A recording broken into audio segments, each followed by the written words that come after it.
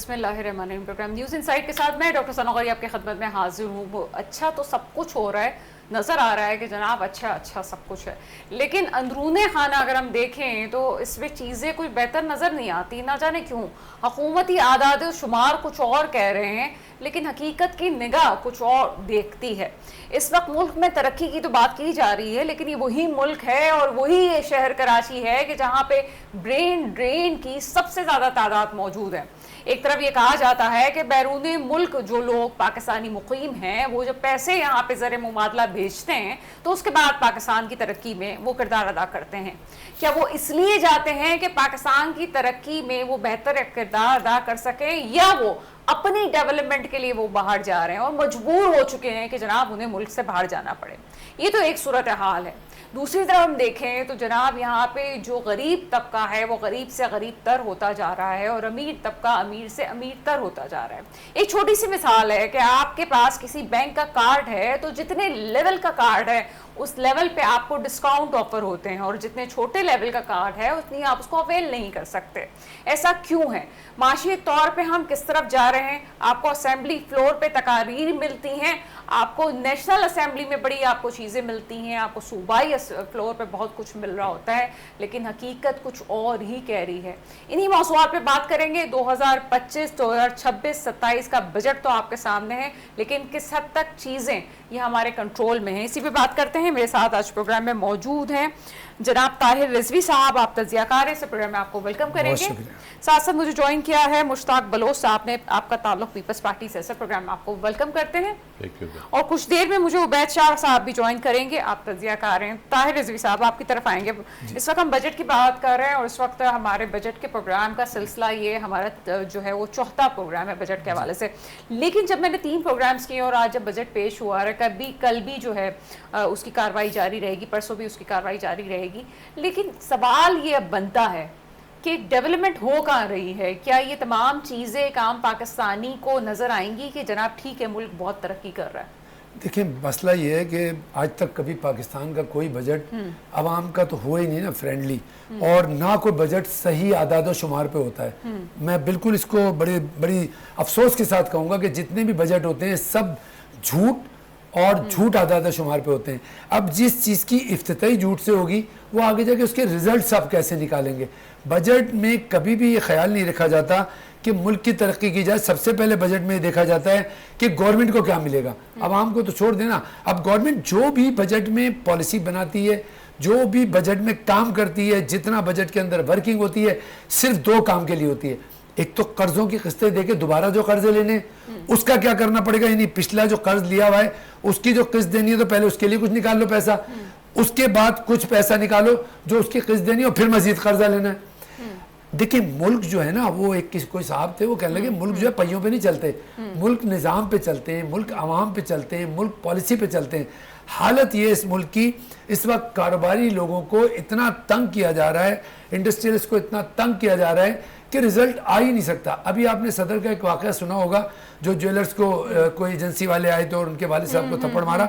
उसके बाद मुझे 1-2 ज्वेलर्स ने और भी बताया, कह लगे जी हमें तो मुसीबत कर दी है। कोई एक ज्वेलर या कोई 1-2 लोग हैं जिनके 2 दिन के लिए पीओस बंद हो जाता है, इत्तेफाक है, बंद हो गया तो उसके बाद उसको सील कर जाते हैं। यहाँ कारोबारी बिरादरी को इतना तंग कर रहे हैं। अभी मैं एक दिन बैंक में बैठा हुआ था तो वो फ़ोन आ गया बैंक में, वो साहब आए थे FBI वाले, वो अकाउंट से पैसे निकाल के ले गए। देखिए क्यों ऐसा क्यों कर रहे हैं? मतलब मैं ये नहीं कह रहा, हो सकता है वो जो टैक्स पेयर हैं उन्होंने कोई गलत बात की हो, ज़रूर बिल्कुल कोई ना कोई चीज़ होगी, क्योंकि बगैर देखे हुए मैं एक दर्द बता रहा हूँ कि अगर एक tax payer let's suppose tax चोरी कर गया, तो क्या यहाँ ऐसे सियासतदान नहीं है जो अरबों रुपए चोरी करके बैठे हुए? एक बिजनेसमैन ने अगर 2.5 करोड़ रुपए टैक्स चोरी कर लिया तो उसको जनाब डायरेक्ट उसके अकाउंट से पैसे ले गए। लेकिन एक सियासतदान, एक ब्यूरोक्रेट, उसने चोरी की, उसने चोरी करके कनाडा में प्रॉपर्टी बनाई, उसने दुबई में प्रॉपर्टी बनाई, उसकी वसूली क्या हो रही है? नैब को स्लैब बना दिया। 58 करोड़ से नीचे की करप्शन है ही नहीं। वो तो पता नहीं कोई नेमत है शायद। 50 करोड़ 58। मेरी नैब वालों से बात हो रही थी, उन्होंने कहा कि जनाब 50 करोड़ से नीचे अगर 1 रुपया भी होगा तो हम अकाउंट चेक नहीं कर सकते। जी, अकाउंट चेक नहीं कर सकते। मतलब किस किस्म का मजाक है ये? देखिए, जब तक इन चीजों पर काबू नहीं पाएगा, 100 बजट आ जाए, 100 वजीर खजाना आ जाए, 300 लोग आ जाएं, जब तक आप बुनियाद को सही नहीं करेंगे, आप बिल्डिंग उसके ऊपर कैसे खड़ी करेंगे?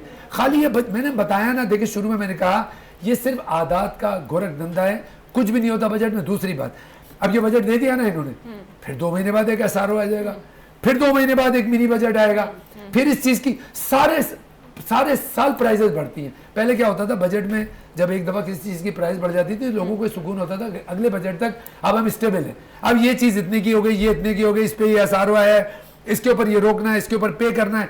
अब क्या होता है आपको पता ही नहीं, एक बिजनेसमैन अभी जाके कोई चीज इंपोर्ट कर रहा है, जितनी देर में इंपोर्ट हो गई उतनी देर में पॉलिसी चेंज हो गई। इतनी देर में तो पॉलिसी, यानी किस कि तरह आप स्टेबिलिटी किसी नहीं भी होगी, तरह जब बिजनेसमैन को सपोर्ट नहीं होगी तो कैसे मुल्क कोई तरक्की भी करेगा? बिजनेस कम्युनिटी है उनका एक, जब हम मुख्तलिफ प्रोग्राम्स करते हैं तो एक ही बात होती है कि हम स्टेबल नहीं हो पा रहे हैं, जिसकी वजह से इंडस्ट्रीज ग्रोथ नहीं कर रही हैं, हमें स्टेबिलिटी चाहिए।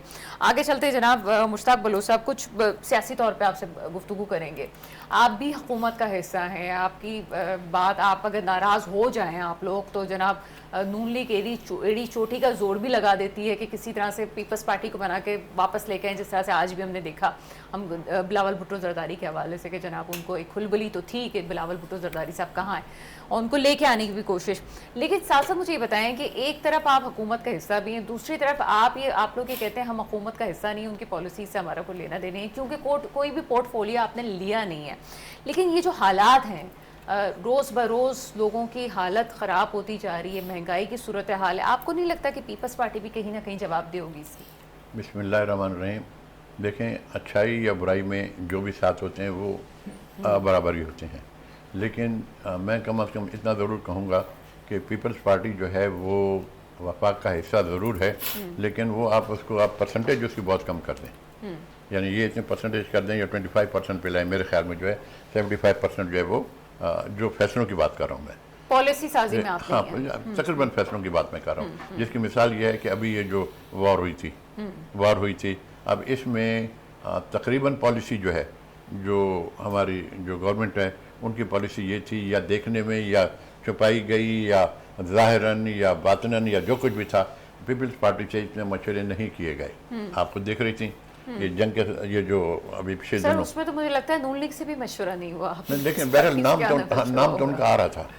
देखिए नाम तो उनका नाम तो आ रहा था, नाम उनका आ सर रहा उनका था नहीं था, वज़ीर आज़म साहब का आ रहा था। जी, वज़ीर आज़म साहब, अब आपको पता है वज़ीर आज़म साहब का, अब दुनिया सर को आप खुल के बोल दें ना फिर नहीं, आप। वज़ीर आज़म साहब जिंदाबाद यही कहूँगा, मैं क्या कहूँगा। अभी दूसरी चीज़ ये कि इसी के उसमें मैं बात कर रहा हूँ कि अभी जो इलेक्शन हुए उधर क्या नाम है गिलगित बल्तिस्तान में, तो वहाँ पर कई लोगों से जब पूछा गया है तो वो जुमला कहते हैं गुज़श्ता सा पेवस्ता, तो उनमें से कई लोग जो रोते हुए वोट दे रहे हैं, यानी मैंने खुद टीवी पे देखा है, हमारे दोस्त हैं जाने वाले वहाँ पर, उन्होंने बोला रोते वोट दे रहे हैं वो, क्योंकि उन्होंने बिलावल भुट्टो साहब को देखा और उनकी सिस्टर को देखा और उसको मिलाया मोहतरमा के साथ जो कि वहाँ गई थी या भुट्टो साहब ने किया था। ये तो मेरा पर्सनल एक्सपीरियंस है, गिलगित बल्तिस्तान वालों की एक दिली एक उनसियत तो है उन लोगों से। जी, तो अब ये कि ये चीज़ें तो जब पीपल्स पार्टी को इन्होंने इतना पीछे किया हुआ है, अभी भी ये जो ये तरमीम है जो हो रही है 28वीं तरमीम जो है, और इसके लिए जो ये कहा जा रहा है कि भाई जैसे अभी पिछले आपके प्रोग्राम में एक साहब फरमा रहे थे कराची सूबा, और ये तो 1970 के अंदर भी ये आज़ाद बिन हैदर वगैरह जो दूसरे उलमा थे उनका भी एक उनका ये जो हमारे कादियान के मदार के पीछे जो वो है ग्राउंड है, 1970 में भी उन्होंने ये किया था कि जी ये वो करना है जलसा आम था जिसका नाम था कराची सूबा। लेकिन बहरहाल हर किसी की अपनी अपनी वो होती है जो कुछ है। तो ये शुरू के अंदर जैसे कहते हैं कराची का हिस्सा नहीं था, तो मैं तो इस तरह ये कहूँगा कि जो कराची जो है ये हम सब का है, ठीक है जी, हम सब का है। और हम सब में कौन है? सबसे पहले यहाँ पर जो हमारे मेमन जो है कराची उनका है, वही थे बोहरी, पहले तो मीठा दर और खारा दरी था, वही था वहाँ लियारी जो था उनका कराची। उसके बाद हम आ गए, आप आ गए, ये आ गए, हमने आके अपना कब्जा जमा लिया, उनको पीछे कर दिया, उनको पीछे। उससे उसके असरात क्या होते हैं?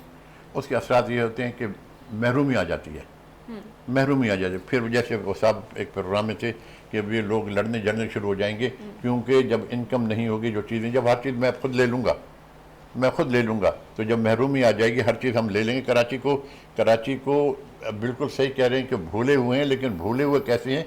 कराची को हमने 2 या 3 हिस्सों में बांटा हुआ है। कराची को 2 या 3 हिस्सों में बांटा हुआ है, तो ये क्यों, ये नाइंसाफी क्यों है? और फिर हम कहते हैं ये चमन हमारा है, तुम्हारा भी नहीं। कराची काज़ी आज़म के मदार से आप इस तरफ चले जाए। सर मुझे डिफाइन करें, कराची को 2 और 3 हिस्सों में बांटा हुआ है, प्रोग्राम कहीं और निकल जाएगा, लेकिन किसने बांटा हुआ है कराची को 2 और 3 हिस्सों में? हो सकता है कुछ दोस्त नाराज हो जाएं। नहीं सर, आप बताएं। देखें, जब मैं लाहौर गया था, लाहौर से मैं कराची आया, हम एयरपोर्ट पे उतर के हम आ रहे थे, तो कराची को जब हमने देखा तो कराची काफ़ी वो था, खुदा हुआ था। तो अच्छा, वो खुदा हुआ देख के मुझे बड़ी उलझन सी हो रही थी। मैंने, यार हम कहाँ से हैं, ये क्या है, ये क्या है, ये क्या है? अच्छा, हकीकत का मैं बड़े अरसे के बाद वहाँ से आया, मैं बाहर से आया था, फिर वहाँ गया, तो फिर जब मुझे पता चला कि वो नेमतुल्लाह खान एडवोकेट साहब ने उन्होंने ये खुदाइयाँ वगैरह की हैं। ठीक है जी, हो गई। और फिर मैंने कहा चलो अच्छा, जो खुदाई हुई, लेकिन कब तक रहेंगी खुदाइयाँ? अच्छा, उसके बाद जब ये उनकी वो चले गए वो, और उसके बाद वो हमारे जो मेयर साहब आए जी, मुस्तफ़ा कमाल साहब जी हाँ, उन्होंने एक चीज़ की कि उसके ऊपर हाथ रख के उसको कंटिन्यू किया। अच्छा, जब कंटिन्यू हुआ तो आप लोग सब देख रहे हैं, मेरे ख्याल में या तो फिर मैं गलत होऊंगा या आंखें लोगों की गलत होंगी, कायद आज़म के मज़ार के इस तरफ थोड़ा सा आगे जाएँ, बल्कि ये कहा जाए कि पीर कॉलोनी भी छोड़ दें, वो खुदादाद और लालू खास, हाँ, उस आगे जो है कराची बना। ठीक है जी, कराची बना। क्या लियारी, क्या वो मीठा दर, क्या वो दूसरे दर कराची नहीं थे? थे। ठीक है जी। अच्छा, फिर उसके बाद आप औरंगी टाउन ले जाएं, औरंगी टाउन के अंदर ज़्यादा करके अक्सर जो है अपोजिशन की वो कुछ इलाके कराची ईस्ट में और कराची सेंटर में अपोजिशन में रही हैं। अच्छा, नहीं, अभी मैं नहीं मानूँ, मैं जिद करूँ नहीं जी ये पीपल्स पार्टी ने किया या फलाने ने किया, तो बोलते रहो जी।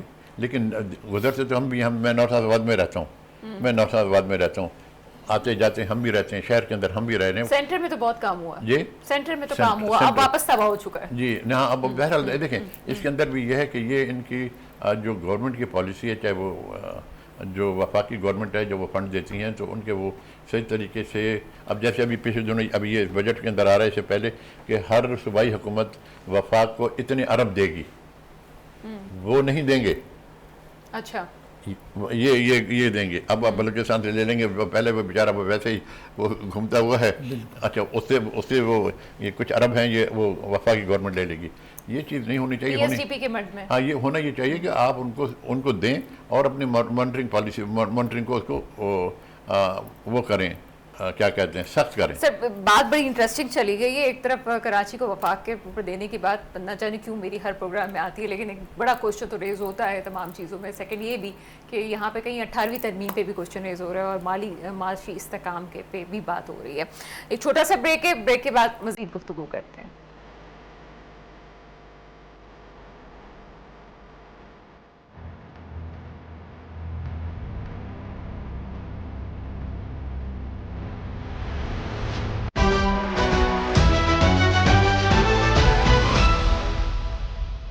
ब्रेक के बाद आपके सामने हाजिर हैं और स्टूडियो में मुझे ज्वाइन कर चुके हैं उबैद शाह साहब। आप तज़कियाकार हैं सर, प्रोग्राम में आपको वेलकम करेंगे। उबैद शाह साहब, इस वक्त बजट 2026-27 जो है वो आ चुका है, बातें बहुत हो रही हैं, फ़लाँ शोबे में ये हुआ, फ़लाँ शोबे में ये हुआ, लेकिन आपकी नज़र में आप क्या समझते हैं कि माशी इस्तेहकाम के दावे तो हैं, क्या आवाम तक भी वो फ़ायदे पहुँच पा रहे हैं जो कि हुकूमत दावे कर रही है? जी, बिस्मिल्लाहिर्रहमानिर्रहीम। डॉक्टर साहब शुक्रिया। देखिए, मैं तो बजट में हर आदमी बड़ा सतही सा सवाल होता है, बजट में गरीब के लिए क्या है, फलां है, यूं है, कुछ नहीं है जी, ये ऐसे है जी, गोरख धंधा है जी, ये तो रूटीन में बातें होती हैं। लेकिन कुछ बातें ऐसे आउट ऑफ बॉक्स भी कभी मौका मिले कभी बर्दाश्त करें, कुछ वो कर लें। बजट क्या होता है? बजट होता है अगले माली साल का एक मीज़ानिया, एक गोशवारा, एक अंदाज़ा कि हम किस शोबे में कितना पैसा खर्च करने जा रहे हैं, हमारा इरादा है, हमने किसके लिए क्या रखा है और किस शोबे से हम इसको वसूल करेंगे इन शेप ऑफ टैक्सेस। ये एक चीज़, इसको कहते हैं बजट। बजट में क्या है, बजट में क्या है? बजट में नॉर्मली डायरेक्टली बजट में किसी के लिए ये ऐलान नहीं किया जाता कि गरीब को घरों में जाके पैसों की थैलियाँ इस दफ़ा फेंक दी जाएंगी, इतने रुपए मिल जाएंगे। बजट की जो पॉलिसीज़ होती हैं उनमें जो मीज़ानिए होते हैं वो बहुत ही शॉर्ट टर्म होते हैं, एक बड़ी कलील मुद्दत के लिए होते हैं और वो बदलते भी रहते हैं, उनमें तब्दीली भी आती है। अहम बात तो होती है मुल्क की इकोनॉमिक पॉलिसी। क्या आप अगले सालों के लिए मुल्क को कहाँ ले जाएंगे, क्या आपने समझा है, किस निज़ाम की तरफ जा रहे हैं, क्या आपकी राय है? और उसके हवाले से आपका क्या विजन है? अब यहाँ बजट में मामूली सी भी कोई बात करनी होती है ना, ये वजीर खजाना बेचारे फोटो सेशन के लिए होते हैं, ये पूछ के आते हैं रीजनल हेड से, IMF के या असिस्टेंट डायरेक्टर से, लेकिन इस दफा तो तारीफ करते हैं डिप्टी डायरेक्टर से, बेचारे इतना उन्होंने कह दिया, मैडम आप कहा है, वजीर आजम साहब ने कहा कि हमने IMF को राजी कर लिया है कि तनख्वाहदार तबके को थोड़ा रिलीफ दे। आप पूछ के उनसे आते हैं हम यहाँ क्या कर सकते हैं बता दीजिए, तो उनको कहते हैं सर गालियां पड़ रही हैं, ये वाले में थोड़ा सा कुछ रिलीफ करें, तो वो कहते हैं अच्छा ऐसा करो यार, यहाँ नहीं इधर कर लो थोड़ा सा।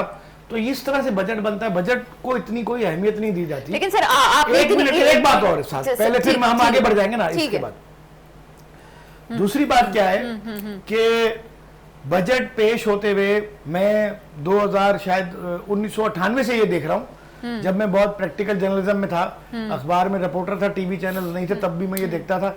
और कराची चैम्बर में बड़ी स्क्रीन लगाई जाती थी, वहां सब जमा होते थे और सब सुनते थे, कहते थे वाह वाह वाह क्या अच्छा बजट आया, बड़ा आला बजट आया, मुल्क डूबता चला गया, डूबता चला गया, डूबता चला गया, फ्लाइट यूं के बजाय यूं चली गई।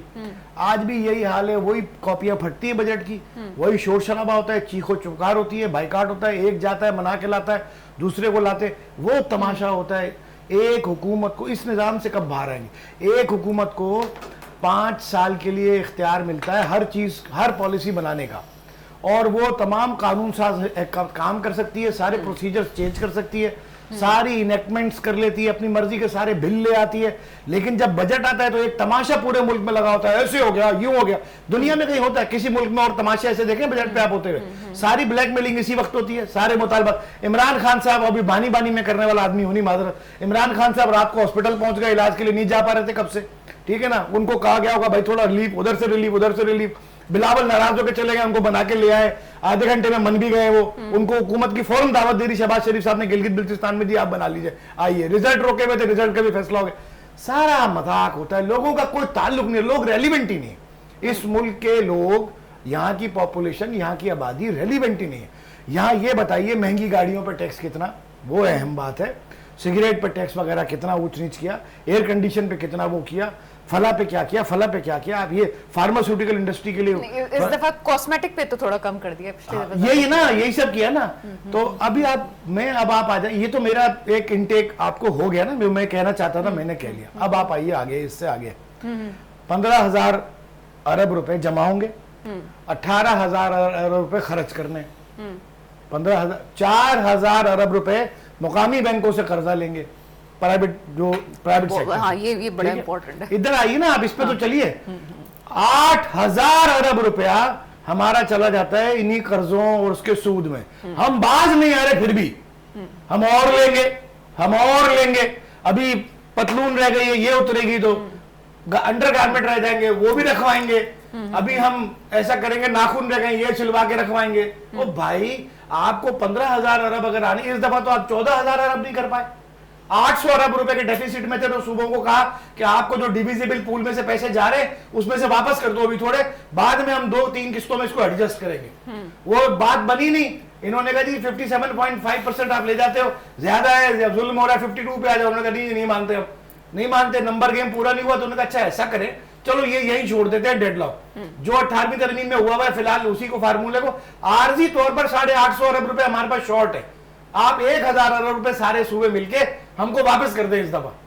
और आप, अच्छा वो भी कौन से पैसे जो पेट्रोलियम डेवलपमेंट लेवी उसमें शामिल नहीं है। अच्छा, 1300 अरब से ज्यादा, अभी ये इस एंड पे पता चलेगा, 1400 अरब क्रॉस कर जाएगा।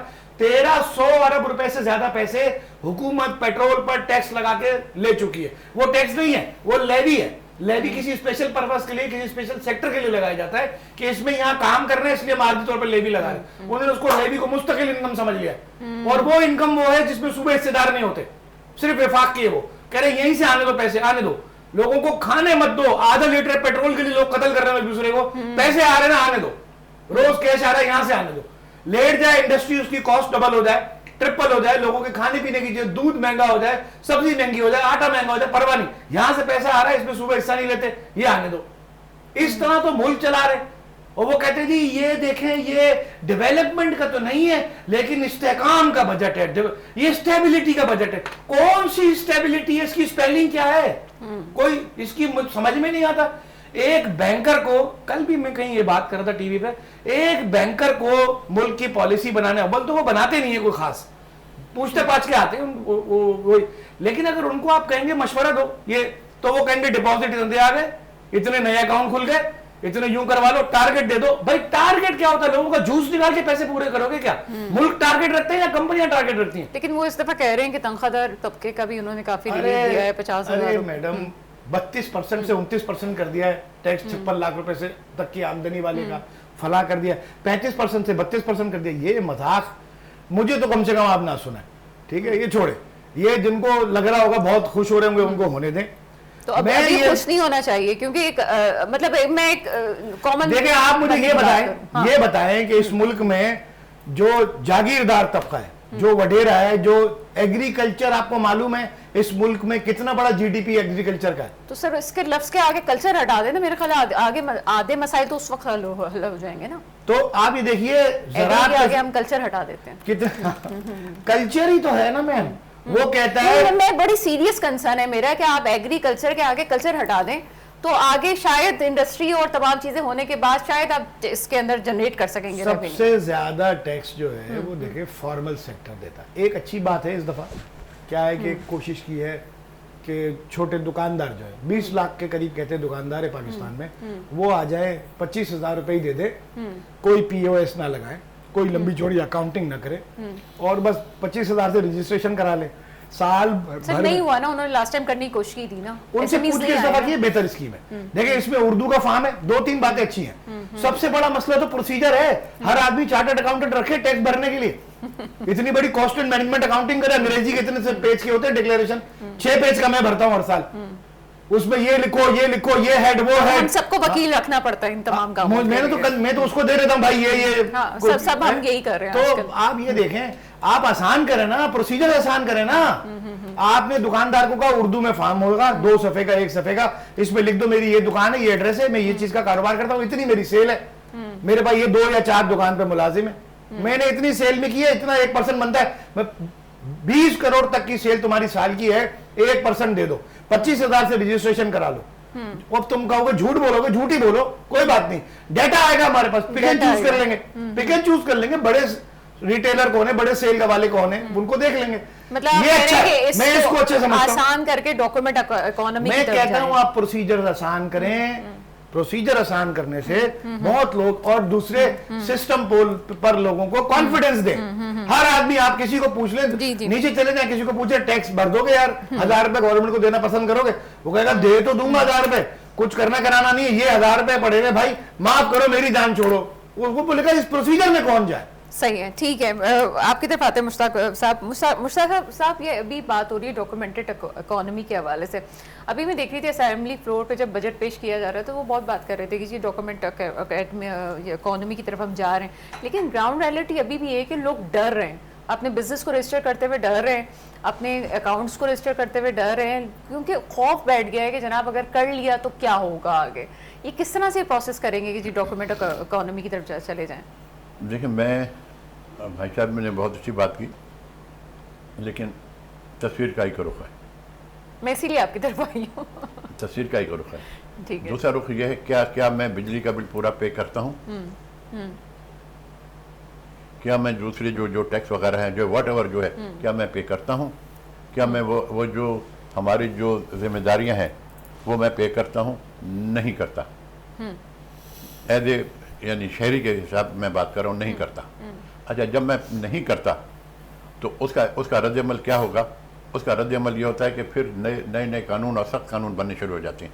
अच्छा, ये जो फरमा रहे हैं, पाकिस्तान की बात कर रहे हैं, आप बाहर गई हैं? आप कहाँ? जी जी सर। मिडिल ईस्ट वगैरह। आज से 30 साल पहले नीडो का दूध 14 रियाल का था, अब वो 75 रियाल का है, 80 रियाल का। वहाँ तो कोई कुछ नहीं बोल रहा कि जी गवर्नमेंट को क्या है, गवर्नमेंट को क्या है, उसने ये किया, उसने ये किया। मजे की बात वहाँ पे ये भी है कि अगर आप किसी रेस्टोरेंट में खाना खाएं, कुछ ले लें, तो कहीं पे टैक्स का जिक्र नहीं है। चीज़ महंगी ज़रूर है, लेकिन जिस तरह हमारे टैक्स मेंशन किया जाता है वो मेंशन नहीं है, उसमें आपको डायरेक्ट जी बिलिंग हो रही है, लेकिन ज़्यादा पे हो रही है। नहीं, यहाँ पर मैं इत्तेफाक नहीं करूँगा। जो इनकम है उनकी, इनकम पे 15% टैक्स है, 15%। अब ये मैं उनकी पॉलिसी को वो नहीं कहना चाहता, क्योंकि मेरा आना जाना काफ़ी है, बहुत ज़्यादा है, और मैं 1-2 दिन में फिर मुझे जाना है। इख्तिलाफ करना है तो अपने घर पे करूं, दूसरे घर पे न करूं। सर आजकल बड़ी पाबंदियां हैं, छोड़ दें इख्तिलाफ वहाँ हाँ पे। जी, नहीं वो ठीक है, क्योंकि अच्छा तो वहाँ पर जो महंगाई का रेशो है वो हमारे पाकिस्तान के बराबर ही है। अच्छा पाकिस्तान के बराबर ही ऐसे है। ही है। अभी मैं ये कहें कि पेट्रोल की बात कर रहे हैं, पेट्रोल जो है जो आपने फरमाया कि पेट्रोल के लिए भी है फलाना फलाना फलाना, ठीक है, मैं मानता हूँ बिल्कुल पाकिस्तान के हिसाब से वो ठीक है, क्योंकि यहाँ पर लोगों की इनकम कम है, वहाँ इनकम ज़्यादा है, लेकिन पेट्रोल ऑलमोस्ट तकरीबन बराबर है। अच्छा जो यहाँ पर है और या बाहर है ऑलमोस्ट बराबर है। अगर फ़र्क होगा यानी 20 रुपये 40 रुपये का फ़र्क होगा बस। जबकि वहाँ प्रोड्यूस होता है, वहाँ निकलता है, वहाँ सारा कुछ होता है, वहाँ हो रहा है, वहाँ का हमारे मुकाबले पेट्रोल तकरीबन बराबर है। अब ये किसको जिम्मा दें? नवाज शरीफ को, जरदारी को, बिलावल साहब को, इमरान खान को? सर कतई कलामी की माजरत, जी। तस्वीर का एक और रुख भी जी, तो वो रुख है बताएं। कि वहाँ पे फैसिलिटीज कौन सी मिल रही हैं, यहाँ जी। पे लोगों को फैसिलिटीज कौन सी मिल रही हैं। डायरेक्ट टैक्स है और फिर इनडायरेक्ट टैक्स में जो हम लोग दे रहे हैं, असल में ये- तनख्वाहदार तबका है, मुझे- वो नहीं, क्या नहीं, करेगा? एक ये मिनट, भी तो मुझे जवाब दे देना। ये चीज़ जो फैसिलिटीज वाली बात हो रही है, यहाँ बहुत चीज़ ऐसी हैं कि जो मैं और सिर्फ पाकिस्तान फाउंडेशन की एडवाइजरी काउंसिल का मेंबर भी रहा हूँ। ठीक है। अच्छा, मैं बोल नहीं सकता इस वक्त, क्योंकि खाम में ये जैसे जो ये में हुआ है जी पाकिस्तानियों अभी हाँ अभी पाकिस्तान मेरे के ख्याल है खिलाफ, कि थोड़ी सी और एहतियात। इससे पहले जब जंग हुई थी, इराक की जंग हुई थी, उस वक्त पाकिस्तान के लिए बहुत कुछ हुआ था, जो एकदम कि पाकिस्तानी मुल्क खाली कर दे। अच्छा, उसमें कोई बेवकूफ़ हमारे कई दोस्त हैं जिन्होंने डायरेक्ट उनकी पॉलिसियों पे बात करनी शुरू कर दी थी, जिससे नुकसान पॉलिसी पे बात उन्होंने की, नुकसान सबको हो गया। अच्छा, इसमें मैं बहुत कुछ कह सकता हूँ, मेरे पास मवाद है पूरा, लेकिन क्यों क्या आप जस्टिफिकेशन कर सकते हैं कि जी बहुत- बाहर ममालिक में भी बहुत सारी ऐसी कुछ है, चीजें बहुत हैं, कुछ, लेकिन जन्नत नहीं है। क्योंकि वो उनकी अपनी पॉलिसी है, वो अपनी पॉलिसी को अडॉप्ट करें, जो कर रहे हैं वो करें। लेकिन हमारी जो यहाँ पर है, क्योंकि यहाँ पर गुर्बत ज़्यादा है, गुर्बत बहुत ज़्यादा है यहाँ पाकिस्तान के अंदर। अच्छा, फिर उसके बाद जब हमारे जो नौजवान हैं, जैसे आजकल जो आज के अखबार में भी था, टी वी था, कि इतने हज़ार पाकिस्तानी यहाँ से बैरून मुल्क। स्पेशली कराची वाले तो बहुत ज्यादा चले गए हैं। नहीं, कराची हमारा शहर है जी, कराची हमारा शहर है, कराची है तो हम हैं, कराची नहीं है तो हम नहीं हैं। नहीं, वो रेशो में कराची के नौजवानों की तादाद ज्यादा है जो हाँ, बाहर नहीं, ममालिक गए हैं। देखिए मैं नहीं कर तकरीबन बाहर के जो शहर हैं, जो जैसे पंजाब हो गया या सिंध नहीं, पंजाब के काफ़ी इलाकों के जो कि लांचों में बैठ के चले जाते हैं, जो कि यूनान के पास जहाँ पर वो हादसात होते हैं वो होते हैं। तो ये कहना कि ये अच्छा, फिर दूसरी चीज़ ये कि मैं एज ए पाकिस्तान पीपल्स पार्टी इस चीज़ का बजट के अंदर जो हुआ है, ठीक है, साथ देते हैं, साथ इसलिए गवर्नमेंट का हिस्सा है, गवर्नमेंट का हिस्सा है, कुछ अहदाफ होते हैं, वो अहदाफ को देखते हुए, कुछ बताते हुए वो साथ दिया जाता है, ये एक तरीका है जनरली। लेकिन इसकी जिम्मेदारी पूरी पाकिस्तान पीपल्स पार्टी अपने ऊपर तो नहीं लेगी, अपने ऊपर नहीं लेगी, क्योंकि ये सारा जो बजट बना है ये हमारे दोस्तों ने बना है। जब दोस्त हम सभी हैं, अभी इस पर भी मैं बहुत वजाहत के साथ बोल सकता हूँ कि हम चार यहाँ बैठे हैं ना, चार यहाँ बैठे हैं, मैं वजाहत के साथ अगर बयान करूँगा, हम बोलेंगे हम तीनों एक हैं, चारों एक हैं, चारों। वो कैसे एक हैं, ये फिर अगर कोई प्रोग्राम हुआ तो मैं बताऊँगा। तो इसलिए ये जो जैसे आपने बताया कि जी वो आपने फरमाया कि जी वो राज़ी हो गए, बिलावल आ गए और राज़ी हो गए, पर बिलावल आ गए, राज़ी हो गए, क्योंकि इस वक्त यही वक्त था, इस वक्त जो वक्त चल रहा है जो बजट का, आज तक बजट के अंदर जो है वो फिर ये बजट भी लेट हो गया, कुछ 2-3 दिन लेट हुआ है, लेट हुआ है काफी। हाँ, ये बजट लेट हुआ है। अच्छा, इस लेट होने की वजह यही थी कि कुछ उसके अंदर जो कुछ ऐसी चीज़ें थी कि जो कि नाकाबिले कबूल थी, जैसे इसमें ये था कि जी कराची को सूबा बनाया जाए, एक जनरली बात कर रहा हूँ। अच्छा, और तो इसमें फिर ये बात है कि इंतज़ामी यूनिट बनाए जाएँ, कोई ये कहानी भी आई है, इंतज़ामी यूनिट बनाए जाएँ। अच्छा, फिर उसके बाद ये थी कराची में जो करप्शन जो कह रहे हैं कि रोडों की और फलाना, उसके ऊपर भी बातचीत काफ़ी हुई है, उसके अंदर भी वो चीज़ हुई है। तो कहने का ये कि हमारा जैसे आपने फरमाया, हमारा दुख सबसे ज़्यादा कराची का हमारा दुख है, क्योंकि अगर हम यहाँ रहेंगे, हमें अपने बीवी बच्चों की हिफाजत चाहिए, हमने अपने बीवी बच्चों को सुकून चाहिए। देखें, हर आदमी बोलते हैं ऐसे करते हैं, तू गलत है, ये 3 उंगलियाँ मेरी तरफ है, ये मेरी तरफ। तो कराची जो है, मैं इसलिए ये बात कर रहा हूँ, बजट की बात कर रहा हूँ, कि जहाँ तक बजट की बात है, 1-2 दिन के अंदर वजाहत क्लियरिटी आ जाएगी, सब क्लियर हो जाएगा कि क्या क्या हुआ है। लेकिन ये कि इसके अंदर अगर कोई माइनस आता है, हर बजट हुआ है, देखिए इमरान खान का बजट नहीं आया था, उससे कॉपियाँ नहीं फटी थी, क्या पीपल्स पार्टी का बजट आया था, उससे कॉपियाँ नहीं फटी थी। अच्छा, क्या आपको वो वाक़या याद नहीं, हमारे परवेज़ मुशर्रफ साहब का उस वक्त नहीं हुआ था? हर दौर में हुआ है, हर दौर में हमने वही काम किए हैं जो आज कर रहे हैं। हम जब ये कहा जब पैदा हुए थे उस वक्त से ये काम कर, हमसे मुराद मैं नहीं हूँ, हम उस वक्त से बस वो वही हमारी मेमोरी शॉर्ट है थोड़ी सी, हम चीज़ों को भूल जाते हैं। और मैं अपने दूसरे मेहमान की तरफ भी चलूँ, ताहिर रिजवी साहब, इस वक्त आपका भी बाहर जाने का बड़ा एक्सपोजर रहता है, आप ये समझते हैं कि बाहर ममालिक में भी यही सूरत हाल है, हमें शायद नज़र ज़्यादा आ रहा है, हम महसूस ज़्यादा कर रहे हैं, और ऐसा नहीं है? मतलब मैं इस बात पर सूरत- शदीद इख्तलाफ करूंगा, ठीक है। शदीद। बाहर पाकिस्तान को आप बाहर से कैसे कंपेयर करेंगे? वहां पर रोडें हैं, वहां पर गैस है, यहाँ बिजली है, वहां पर पानी है, कैसे कंपेयर करेंगे? वो लोग टैक्स देते हैं तो भाई उनको उसके अगेंस्ट मिलता है, और अगर थोड़ा ज्यादा भी देते हैं तो कम से कम सुकून तो है। यहाँ तो टैक्स भी दो, उसके बाद उसकी ख्वारी भी होती है। अभी पता चला है मुझे, भाई साहब ने जो फरमाया कि जी 25,000 रुपए पर दुकानदार से टैक्स लेंगे, उसकी जान छुट जाएगी। और जनाब यहाँ टैक्स नेट में आने वाला जलील होता है। आप ये देखिए कितने लोग हैं, कितने लोग हैं। अभी एक बहुत बड़ा डिफेंस में एक बहुत बड़ा सुपर स्टोर है, बहुत बड़ा सुपर स्टोर है, उसने 3 ब्रांचें बनाई हैं। मेरी बेगम अभी कह लेगी वो गई थी, बंद हो गया, वो तो सील कर दिया सील कर दिया उन्होंने। आप मुझे बताएं कि वो टैक्स भी दे रहा है, चलो मैंने मान लिया उसने 3 दिन के लिए चालाकी की होगी, पीओएस बंद कर दिया होगा। उससे पहले वो लाखों रुपए टैक्स दे रहा है भाई, तो बंद करना हल थोड़ी है भाई। उसके खिलाफ आप कोर्ट में जाओ, आप उसको नोटिस दो, उसको बुलाओ। देखिए एक जगह भी ऐसा हुआ था कि कोई मसला हुआ, अभी आप जब आप चालान को ले लें, 2,500 रुपए का मोटरसाइकिल का चालान है, उसमें हो गया क्या? चालान आपके पास आया, आपने चालान नहीं जमा किया, 5,000 हो जाएगा। अगर आपने 20 दिन में जमा नहीं किया, 10,000 हो जाएगा। फिर जब आपने 10,000 के बाद वो चालान जमा नहीं किया तो आपका शनाख्ती कार्ड ब्लॉक हो जाएगा। फिर उसके बाद आप डिफॉल्टर हो जाएंगे। भाई बंदे का कारोबार ही बंद कर दो, ये कौन सा तरीका है? इस हालत में कौन पागल है जो जाके कहेगा ये 25,000 रुपए मैं हुकूमत पाकिस्तान को दे रहा हूं, मेरा रजिस्ट्रेशन कर ले, मेरे पास ये 2 बंदे काम करते हैं। ओ भाई यहाँ तो इतना हिरास किया हुआ है इस वक्त कारोबारी बिरादरी। मैं बता रहा हूं, मैं तारिक रोड के एक सुनार के पास गया, परेशान था। मैंने कहा भाई क्या हो गया? कहने लगा ताहिर भाई बड़े परेशान है, छापे पड़ रहे हैं, हमने तो पीओएस भी लगाया है। कहते ताहिर भाई हमने पीओएस लगाया हुआ है, उसके बावजूद हमें थ्रेट कर रहे हैं। चलो सुनार को छोड़। अच्छा एक और बात बताऊं, सुनार बिरादरी पाकिस्तान की, आपने कभी नहीं सुना होगा कि कोई सुनार अपना कारोबार बंद करके बाहर चला गया, दुबई चला गया, सऊदी अरब चला गया। सुनार वो बिरादरी है, उसका अब्बा कर रहा होता है, उसका बेटा कर रहा होता है, उसके बाद उसका बेटा, ये नस्लों तक चलते हैं। ये प्योरली बिजनेसमैन है, ठीक है? तो हर बिजनेस, कौन सा बिजनेस है पाकिस्तान में कौन ईमानदारी से काम कर रहा है? यहाँ पर सियासतदान ईमानदारी से काम नहीं करते, यहाँ ब्यूरोक्रेट नहीं करते, यहाँ वजीर नहीं करते। आप कारोबारी बंदे को लेके आ जाते कि जनाब उसका कारोबार बंद कर दिया, उसको वो कर दिया, उसका पीओएस बंद कर दिया, उसको थप्पड़ मार दिया बेटे को बाप के सामने। भाई ये अगर कल्चर होगा, इस कल्चर पे कौन बनेगा टैक्स पेयर? आप यकीन करें मैं खुद टैक्स पेयर हूं, ठीक है जी। एक दफा मेरे पास नोटिस आ गया, कहने वो मेरी बेगम के नाम पे कंपनी थी, नैब ने मेरी बेगम को तंग किया। मैं उसके बहुत में प्योर कारोबारी था, मेरे पास इतना टाइम नहीं होता था कि 5 मिनट का टाइम दूं। मैं जो टीवी चैनलों पे आके बैठता हूं, मुझे बेरोजगार किया है इस गवर्नमेंट ने। नैब का नोटिस आया, मेरी बीवी को बुला लिया, मुझे बुला लिया। जब बीवी को बुलाया तो मैंने बोला यार तुम, अब तुम्हारे नाम पे मैं काम नहीं करूंगा, छोड़ दो यार, दफा करो। अपनी इज्जत होती है कोई आज जाके खड़े हुए चीफ जस्टिस के सामने, बाद में भरी हुआ बाइज्जत भरी हुआ मैं और मेरी बेगम, जलील तो गए 3 साल तक। तो क्या हुआ, हमने उस कंपनी पे काम नहीं किया, कंपनी बंद भी नहीं की कि यार पता नहीं कारोबार है कब जरूरत पड़ जाए। एक नोटिस आ गया, आप इस कंपनी पे काम क्यों नहीं कर रहे? फिर मैं गया कमिश्नर के पास, मैंने कहा भाई क्या मसला है? यार आप काम नहीं कर रहे, हमारे पास ईमेल आई है कि ये कंपनी टैक्स क्यों नहीं दे रही। वो कंपनी कहां से टैक्स देगी?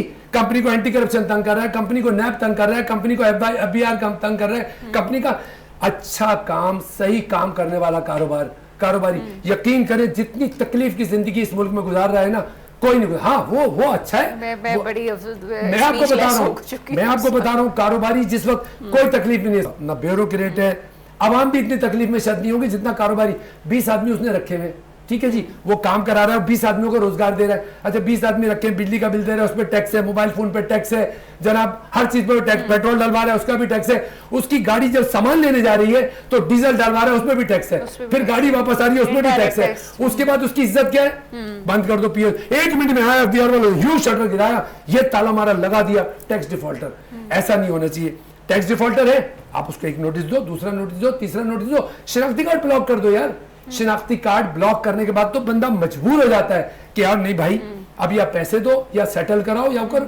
ये कौन सा कारोबार? अच्छा चले छोड़ दे, उस कारोबारी ने तो टैक्स किया, उस कारोबारी ने टैक्स चोरी किया था, उसने पीओएस में भी चोरी की, उसने ये भी चोरी की, उसने वो भी चोरी की। अब उस डिपार्टमेंटल स्टोर में 20 आदमी काम करते हैं। जब 5 दिन के लिए आपने बंद किया तो क्या डिपार्टमेंटल स्टोर वाला 5 दिन के पैसे देगा? नहीं देगा। मुझे बताओ, FBI से पूछो, वो देगा? वो तो यही कहेगा यार देखो 5 दिन के लिए बंद हो गया था, ये तुम्हारी दिहाड़ियां काट के ना मैंने ये तुम्हें पेमेंट कर रहा हूँ। मतलब कारोबारी इंडस्ट्रियलिस्ट। मैंने अभी, आपको पता है मेरा वानेपिल के नाम से काम भी है, नाम निकल गया मुंह से। तो जब मैंने इफ्तिताह किया तो उस वक्त कोरंगी एसोसिएशन के सदर आए थे। उन्होंने कहा ताहिर तुम यह इंडस्ट्री बना रहे हो ना, यहाँ पे ये बात कब बता रहा हूँ 2016 की, तुम इंडस्ट्री बना रहे हो ना, तुम देखना यहाँ इंडस्ट्री बनाना गुनाह से बदतर है। अच्छा, इंडस्ट्रियलिस्ट को जितना रगड़ा दिया जाता है, जितना परेशान किया जाता है, अब ये एक इंडस्ट्रियलिस्ट क्या है, कौन बहुत बड़ा इंडस्ट्रियलिस्ट है, उन्होंने स्कूल भी चला रहे हैं बेचारे, फार्मा में भी कर रहे हैं, काफी काम कर रहे हैं। 2016 क्योंकि अब क्या, अगर किसी की 16 फैक्ट्रियां हैं, बेचारा क्या करेगा वो यही निजाम में, इसी निजाम में घुस के अपनी 16 फैक्ट्रियां बंद करना आसान होता है? जाहिर है इतने बड़े सेटअप से, आप यकीन करें ये वो वक्त आया है माशाल्लाह, इसमें वाकई इंसाफ हो रहा है। इसके अंदर इंडस्ट्रियलिस्ट भी रो रहा है, इसके अंदर बिजनेसमैन भी रो रहा है, इसके अंदर सदर का कारोबारी भी रो रहा है, इसके अंदर अवाम भी रो रही है। कौन नहीं रो रहा? इस दफा पीपल्स पार्टी कौन नहीं रो रहा? पीपल्स पार्टी को छोड़ दें, बोलेंगे तो फिर नाराज हो जाएंगे वो लोग। बलोच साहब बैठे इतने अच्छे इंसान हैं, अभी मैंने इनकी बातें सुनी है तो मैं तो इस वक्त कुछ कहूंगा नहीं, लेकिन एक बात जरूर कहूंगा बलोच साहब से, भाई इन्होंने गलती की, इनको चाहिए था पहली गवर्नमेंट में कहते कि बिलावल को बनाओ वजीर खारजा, जब पहले बना था। अभी आप देखिए इतना काम हुआ है, ठीक है ना, वजीर खारजा का काम मेन था पूरी दुनिया में। नहीं सर, वो इन्होंने पॉलिसी थी ना, उन्होंने कहा नहीं लेंगे, इन्होंने सरेंडर कर दिया। इन्होंने भाई लो ना, अगर देखिए पीपल्स पार्टी का दावा है, अब थोड़ी सुन लीजिएगा बलोच साहब, पीपल्स पार्टी का दावा है रोटी कपड़ा और मकान। रोटी कपड़ा और मकान बिलावल साहब अपना आम का बाग बेच के करेंगे। बिलावल साहब को यूनिवर्सिटी में उसमें आना पड़ेगा, असेंबली में बिलावल साहब को वजीर बनना पड़ेगा, बिलावल साहब को लड़ना पड़ेगा। बिलावल साहब ये सोच रहे हैं यार कोई बात नहीं, सिंध की गवर्नमेंट मेरे पास है, अब मैं पूरा पाकिस्तान, भाई ऐसे नहीं होगा। ये बहुत ज्यादा, आप अवाम की पार्टी है, रोटी कपड़ा और मकान। पीपल्स पार्टी अवामी पार्टी है, अवामी पार्टी में अगर ये कंप्रोमाइज कर ले कि नहीं यार कोई बात नहीं इस टर्म में हमने किया, आप मान लें कि पाकिस्तान की तारीख में सियासत की जो है वो पीपल्स पार्टी ने, सियासत करें, सियासत भुट्टो ने की थी। सियासत का मतलब ये है कि दूर तक देख रहे हैं कि ये हुकूमत बड़ी माजरत के साथ बलोच साहब से, सियासत से भुट्टो ने की थी, सियासत बेनजीर ने की थी, अब जो हो रहा है माजरत के साथ कंप्रोमाइज हो रहा है।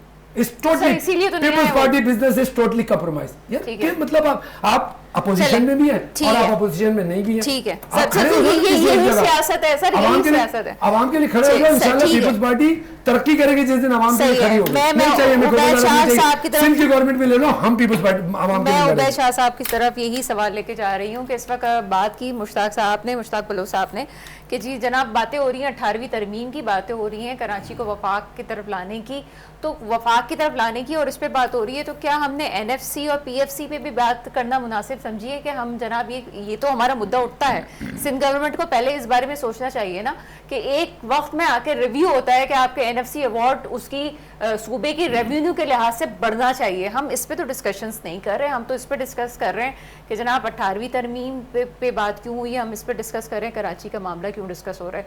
क्या किसी ने इस पे बात की है कि जनाब एनएफसी को रिव्यू करें, सिंध ज़्यादा आपको टैक्स जनरेट करके दे रहा है? देखें डॉक्टर साहब, हम बहुत सारी बातें ऐसी कर रहे हैं जो शायद अभी मौजू से मुताल्लिक़ नहीं है और सुनने वाला कंफ्यूज रहेगा, चैनल पे स्टे करे, आगे चला जाए किस तरह कहाँ हम बात कर रहे हैं, कई डायमेंशंस में बात कर रहे हैं। अगर हमारा मौजू ये है कि हम बजट और ताज़ा हालात पर, मालियाती आदत शुमार पर या पॉलिसी पर फोकस करें, तो मैं ये अर्ज़ करूँ आपको कि जो पाकिस्तान में मईशत की यानी आगे बेहतरी के लिए, इस्तेहकाम के लिए जो मामलात हो सकते हैं, 18वीं तरमीम अभी इसमें बहुत ही शायद इतना कोई रेलिवेंट मौजू नहीं है, नहीं है। और 18वीं तरमीम सिर्फ एक सियासी मौजू है इस हद तक कि पीपल्स पार्टी कराची को लूज करना नहीं चाहती, ठीक है, इसलिए वो इस बात को बहुत ही ज्यादा, मैं इसीलिए बजट के हवाले से कह रही हूँ कि जो एनएफसी को रिव्यू होना चाहिए, क्या इस पे किसी ने बात की? तो बात हमने की ना अभी। देखें एनएफसी के हिसाब से जो 2010 में 7वां एनएफसी अवार्ड दिया गया, वो अब तक चल रहा है, लागू है। उस अवार्ड के तहत सूबों का शेयर पहले वफाक के काबिल तकसीम पूल में से, डिविजिबल पूल में से 47.5% होता था, वो बढ़ाया गया और 57.5 कर दिया गया। वफाक को जो कुछ मिलता है, डिविजिबल पूल में इनकम टैक्स होता है, डिविजिबल पूल में फेडरल एक्साइज ड्यूटी होती है, सेल्स टैक्स होता है और एक दो चीज़ें और ऐसी होती हैं, इनकम कस्टम्स ड्यूटी होती है, ये और कोई स्पेशल जो लगाए जाते हैं। तो ये जो होते हैं टैक्सेस जो वफाकी हुकूमत जमा करती है, ये एक डिविजिबल पूल में जाते हैं और इसमें से 57.5% डिसबर्स हो जाता है सूबों के दरमियान। उनकी आबादी, उनके रिसोर्सेस, उनकी खस्ता हाली, पसमानदगी, इन तमाम चीज़ों को देखते हुए अमाउंट बनाया जाता है। 82% आबादी का कंसिडरेशन होता है, 7% उनकी अपनी रेवेन्यू जनरेशन कंसर्न होती है, 2.3% उनका अपने रिसोर्सेज कंसर्न होते हैं, वगैरह वगैरह वगैरह। ठीक है, ये टेक्निकलिटीज़ हैं जिनमें हम अभी नहीं जा रहे। लेकिन ये मसला ये था, वफाक ये कहता था पिछले 3 सालों से कह रहा है कि हमारे पास पैसे कम बचते हैं, आप ज़्यादा ले लेते हैं, सूबे 57.5% ले जाते हैं, आप हमें ऐसा करें 5% बढ़ा रहने देते हैं, 5% आप वापस हो जाए। 52.5% फेडरेशन रखेगी और सूबे जो है वो सूबे 52.5 रखेंगे और फेडरेशन भी 47.5 से नीचे आ जाएगी। ठीक है, यानी 50 पॉइंट पे आ जाएगी, 50 पे आ जाएगी। मतलब ये है कि 2.5% आपने 10% बढ़ा लिया है सूबों का, 5% बढ़ा ले, 5% हमें वापस कर दें। अब इस पर कोई बात बन नहीं सकी हतमी तौर पर बनना उसको कहते हैं जब वो कानूनी तौर पर इसका इजलास हो जाता नेशनल फाइनेंस कमीशन का और अवार्ड पास हो जाता। अब ये प्रैक्टिस रहेगी जब तक नया अवार्ड नहीं होता। लेकिन वो नहीं हुआ, एक स्टैंड बाय अरेंजमेंट हुआ इसाक डार साहब और बिलावल साहब के दरमियान, और वो बैठे, औरंगजेब साहब ने कम्युनिकेट कर दिया कि भाई फिलहाल हमारे शॉर्टफॉल को आप ऐसे पूरा कर दें, बाद में देख लेते हैं आगे चल के। मसला ये था और मसाइल के साथ कि जो भी अब 28वीं तरमीम ऑन कार्ड्स है, इसके लिए पीपल्स पार्टी ये कहती है, आसिफ जरदारी साहब सदर मुमलिका साहब और बिलावल साहब ये कहते हैं कि इसी असेंबली ने 2 तरामीम कर दी है, 26वीं भी कर दी, 27वीं भी कर दी। अब ये असेंबली कोई आइन में तरमीमी करने के लिए तो नहीं बैठी है, मेहरबानी करें आगे चल के छोड़ें इसको, अगली असेंबली करें। वो कहते नहीं ये तो कार्ड्स पे है, तो करना है, टाइम ज़ाया हो रहा है, हमारे एडमिनिस्ट्रेटिव यूनिट्स हमने प्लान किए हुए हैं, और साथ में कुछ और चीज़ें, क्या रिसोर्सेज थोड़े विभाग के बढ़ाएंगे, प्लस लोकल बॉडीज तक के लिए पूरे 28वीं तरमीम, प्रपोज 28वीं तरमीम में लोकल बॉडीज के लिए बड़े इंपॉर्टेंट इन्होंने प्रोविजंस रखी है। डायरेक्ट जो फंड आपको, जी हाँ, आप उनको डायरेक्ट दे पैसे, ये वाले में शेयर उनका जाएगा, ये होगा वो होगा, और वो ऑटोनोमस हो जाएंगे तकरीबन, और अब खुद मुख्तार होंगे, अपना काम खुद करेंगे, ये स्कीमें बना देंगे, ये वगैरह वगैरह। वो कहते नहीं। अच्छा, पीपल्स पार्टी का डिसएडवांटेज भी यही है, उनको 18 साल हो गए, अगर वो सब कुछ अपने पास रखने की कोशिश नहीं करते इतनी गाली भी नहीं पड़ती। लेकिन मसला यही है कि वो कहते हैं साईं सब इधर रखो, सब इधर आने दो पहले, फिर अब बताओ क्या चाहिए, एक एक करके देंगे उठा के। मसला ये अगर वो छोड़ देते, वो कहते जी कराची की सब इंडिपेंडेंट है, यहाँ की बल्दियात, यहाँ की टाउन कमेटियाँ खुद अपना आप फला काम करें। अच्छा, मजे की बात ये आर्टिकल 140 खत्म भी नहीं हुआ। कुछ लोग जो ये कहते हैं कि जनाब 28वीं तरमीम में आर्टिकल 140 को लागू करेंगे, तो मेरा क्वेश्चन ये है कि लॉजिकली कि भाई वो खत्म थोड़ी हुई है, उसको तो सिर्फ इम्प्लीमेंट करना है, उस पर अमल करना है। बेसिक स्ट्रक्चर कॉन्स्टिट्यूशन का कोई खत्म नहीं कर सकता। नहीं हुआ। सुप्रीम कोर्ट ऑफ पाकिस्तान के पास भी ये अथॉरिटी नहीं। बेसिक स्ट्रक्चर को आप नहीं छेड़ सकते। बेसिक स्ट्रक्चर में है कि लोगों के बुनियादी हुकूक। अच्छा सर, मुझे शॉर्ट आंसर कर दीजिएगा, मैं अभी भी मेरा क्वेश्चन वहाँ पे है कि सूबों की आमदनी के लिहाज से उसके एनएफसी को रिव्यू किया जाता है, तो इस लिहाज से क्या सिंध में खासतौर पे हम कहते हैं जैसे कराची ज़्यादा रेवेन्यू जनरेट कर रहा है, तो क्या सिंध के एनएफसी अवार्ड को रिव्यू नहीं करना चाहिए था? क्या उसका बजट ज़्यादा नहीं होना चाहिए? लेकिन सिंध में एनएफसी अवार्ड नहीं होता। सिंध में क्या होना चाहिए, इसमें होता है प्रोविंशियल PIFC, प्रोविंशियल फाइनेंशियल, हाँ ऐसे होता है। इसको इसमें ये होता है कि जो आपके पास जो रिसोर्सेज होते हैं जिसमें से आपको अपनी लोकल बॉडीज को डिसबर्स करने हो पैसे, उनका आप एक अवार्ड पास करते हैं। हमारे पास पहले तो वफाक एनएफसी करेगी, फिर पीएफसी की बात। वो तो चल रहा है, आप कहाँ है मैम? 7वां अवार्ड चल रहा है। लेकिन सर हमें कानून ये भी कहता है कि कुछ अरसे बाद उसको रिव्यू करना जरूरी है। वो तो करें ना करें, जो लास्ट कर दिया वो तो चल रहा है ना, लास्ट बार वो तो चल रहा है, वो प्रैक्टिस में है। जब उसको रिव्यू करेंगे फिर दोबारा फार्मूला कोई बदलेगा, फिर बैठ जाएंगे सारे 4 बुजुर्ग खजाना बैठेंगे, वज़ीर खजाना बैठेंगे। वो सर किसी भी सूबे की आमदनी के लिहाज से नहीं रिव्यू करना चाहिए उसको। अब उसका तो फार्मूला बना हुआ है ना, बेसिक कॉन्स्टिट्यूशन में बना हुआ है। 52% तो कंसिडरेशन आबादी पे है, ठीक है, 82%, बाकी फिर और दूसरे कंसिडरेशन है। फिलहाल ये मौजूद नहीं। आप ये क्या है कि सूबों के लिए इनको पास करना है, लेकिन वो सूबों को तो आज तक एक भी नहीं दिया।